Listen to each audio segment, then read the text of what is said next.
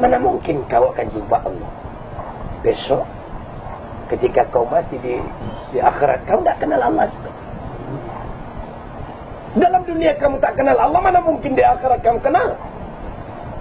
Kamu kenal namanya, datang bermacam-macam mengaku Allah. Yahudi masih kenal Tuhannya. Ketika ditanya siapa Tuhan kamu, Uzair anak Tuhan. Nasrani masih kenal Tuhannya. Ketika ditanya siapa Tuhan kamu, Isa Tuhan. Oh, dia kenal. Majusi ditanya siapa Tuhan kamu, ketika roh-roh, api dan sebagainya, kenal dia. Agama Tendri tanya, Jepang, siapa Tuhan kamu, matahari, kenal. Buddha ditanya siapa kamu, Dewi Kuan Yin, kenal. Orang yang mengaku Islam, siapa Tuhan kamu, Allah, kau kenal? Ya pokoknya Allah. Ya, kenal nama. Maka itu kamu terpekik-pekik dengan nama, tetapi kamu tidak tahu Tuhan. Padahal Tuhanmu sangat dekat daripada kamu. Orang yang kenal kepada Tuhan, ketika diucapkan nama Allah itu, bergetar hatinya, hancur hatinya, karena dia tak tahu Tuhan. Orang yang tak tahu Tuhan, dibacakan nama Tuhan, dia tenang-tenang saja. Karena memang dia tak kenal kepada Tuhan, mana mungkin dia takut kepada Tuhannya? Mana mungkin? Orang yang mengenal nama Allah, Ar-Rahman, Ar-Rahim, Al-Malik, Al-Qudus, bertakutkan kepada Allah? Tidak. Dia lakukan. Huwallahul ladzi la ilaha illa huwar rahmanur rahim. Kamu hanya kenal dengan namanya, maka kamu lakukan dia. Makanya ketika kamu berkata Abdurrahman, orang yang kenal Abdurrahman takutnya karena kuasa Abdurrahman ada. Ketika di samping Abdurrahman mengucapkan Abdurrahman, yang kenal Abdurrahman itu dekat kamu itu. Ngapain kau kuat-kuat, bukan Abdurrahman, peka, tuli. Tak tuli Abdurrahman itu. Nah, takutnya orang yang kenal Abdurrahman ini bukan kepalang, tapi yang kenal nama Abdurrahman, biar di sampingnya Abdurrahman, dia tidak tahu Abdurrahman. Begitulah kamu kepada Allah, kamu kenal namanya dan ciptaannya, tapi tidak kenal kepada Tuhanmu sendiri.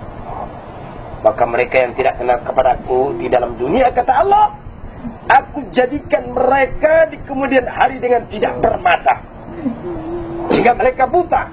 Lalu bertanya kepada Allah, lalu dia bertanya kepada aku, kata Allah, ya Rabb, dalam dunia kamu ciptakan kami bermata, kenapa sekarang kau ciptakan kami dalam keadaan buta? Allah bertanya, untuk apa aku ciptakan kamu bermata?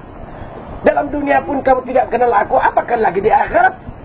Mana mungkin kau kenal kepada aku? Di dunia kamu sendiri tidak pernah melihat aku, tidak pernah mengenal aku. Maka itu kamu cuma belajar awaluddin ma'rifatullah. Awal agama, awal hukum itu mengenal Allah. Kamu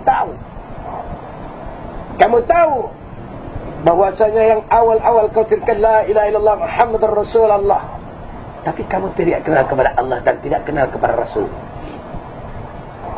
Untuk mengenal Allah dengan apa? Untuk mengenal Rasul dengan apa?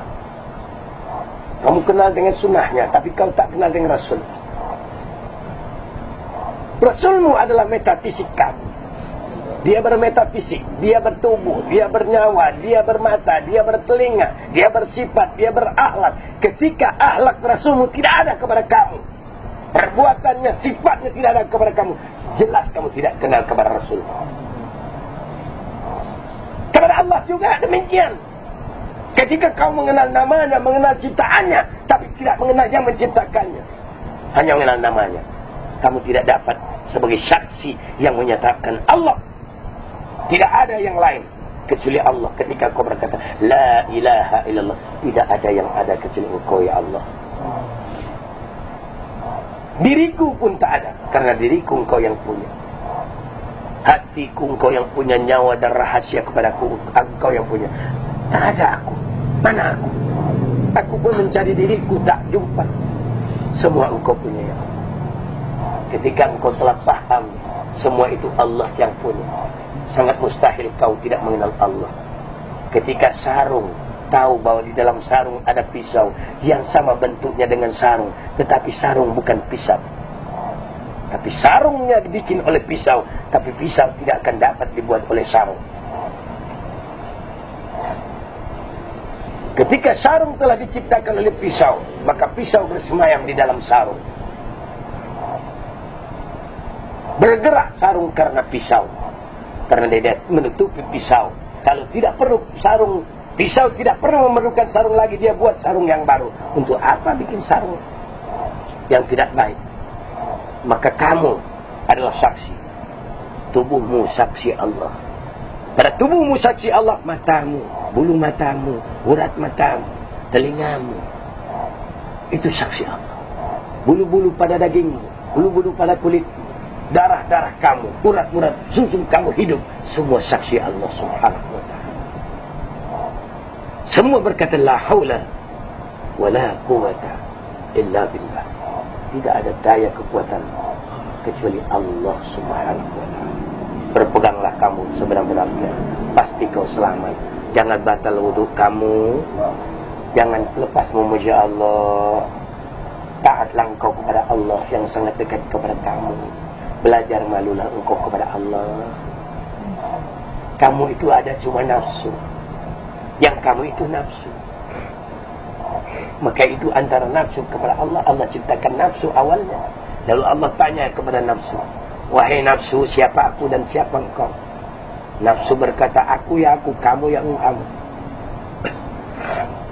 Ketika nafsu itu disiksa 70.000 tahun, dikeluarkan dari periksaan, nafsu ditanya, wahai nafsu, siapa engkau, siapa aku?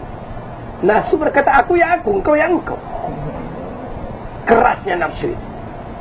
Ketika nafsu itu direndam dalam air 70.000 tahun, dikeluarkan, ditanya nafsu, wahai nafsu, siapa engkau, siapa aku? Nafsu berkata, engkau ya engkau, aku ya aku. Ketika nafsu dibakar 70.000 tahun, ditanya nafsu, wahai nafsu, siapa engkau, siapa aku?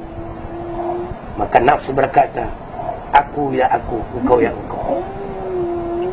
Ketika Allah puasakan nafsu, baru satu hari Allah tanya, wahai nafsu, siapa engkau, siapa aku? Nafsu berkata, Allahu Rabbi wa ana abduka ya Allah. Baru dia berkata, engkau wahai Tuhanku dan aku hamba engkau. Maka puasakan nafsu kamu supaya tidak ada ego kamu. Serahkan semua ini memang kepunyaan Allah, tidak ada milik kamu. Tidak ada milik nenek kamu, datuk kamu, kakek kamu. Mana ada? Semua Allah punya. Baru benar kau berkata la ilaha illallah. Tidak ada yang ada kecuali Allah. Ketika kamu berkata wa asyhadu anna Muhammadan abduhu wa rasul, wajib ada diri kamu, wajib ada jasad kamu. Dan di sanalah contoh-contoh Muhammad Rasulullah. Berkata ia, berpakaian ia, berjanggut ia, berserban ia. Itulah sunnah, itulah pembuktian Muhammad. Dengan sunnah-sunnahnya yang kau laksanakan, ada pada diri kamu yang kau pertahankan, samalah engkau telah berjumpa Rasulullah sallallahu alaihi wasallam, dan pasti engkau berjumpa kepadanya. Amin ya rabbal alamin. Assalamualaikum warahmatullahi wabarakatuh.